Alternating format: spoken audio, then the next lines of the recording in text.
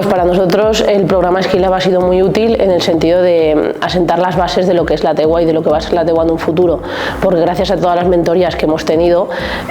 tratamos varios temas del negocio y entonces claro, al final eso nos va a hacer tener un crecimiento mucho más ordenado, sobre todo en la parte de a la hora de hablar con inversores, a la hora de tratar temas y de hablar en público es muy importante esa parte que normalmente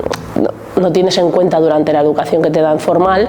y aquí sí que es verdad que se le da mucha importancia y es cierto que yo que he pitchado en varios sitios, eso es fundamental para que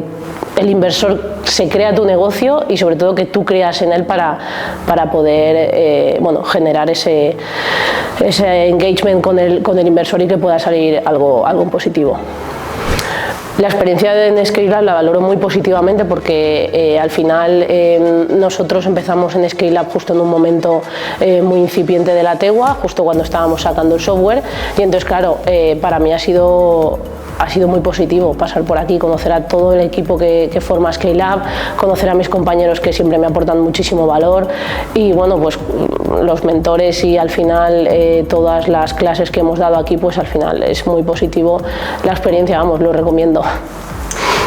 La proyección que tiene la Tegua a medio plazo es asentar las bases de lo que es el negocio, de lo que es el software. Lo sacamos hace apenas unos meses. Sabemos que tenemos un largo camino por recorrer, pero lo que queremos es crear un software pues realmente con unas bases sólidas, que sean lo más escalable posible, porque justamente en Scale Up es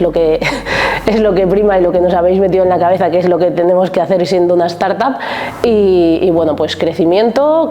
con sentido y bueno, pues intentar conseguir los máximos clientes posibles, pero sobre todo con la mejor experiencia.